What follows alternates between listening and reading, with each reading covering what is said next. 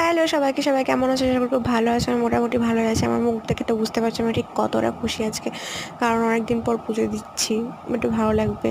তো ফার্স্টে টোনার ব্যবহার করে নিচ্ছি, একটু ক্রিম ব্যবহার করছি। আমি প্রত্যেকদিনই ব্যবহার করি, এটা কোনো নতুন কিছু না। তোমাদের সঙ্গে ভালো করে শেয়ার করি। তো যাই হোক করে নিচ্ছি। তো আমি কালকে প্রায় অনেকগুলো দোকান খুঁজেছি, সবুজ চুরির জন্য পাইনি। আর অর্ধেক দোকান তো কালকে বন্ধ ছিল, কারণ কালকে 9:30 বেজে গেছিলো। জানি না তার জন্য বন্ধ না কোনো কারণে বন্ধ ছিল, জানি না।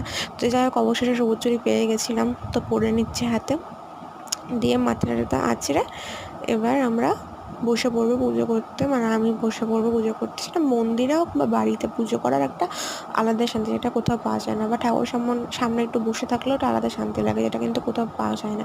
তোমরা কিন্তু আমাকে একটু সাপোর্ট করছো না গাইস, একটু আমাকে তাদের ঝটপট সাপোর্ট করো, লাইক করো, কমেন্ট করো।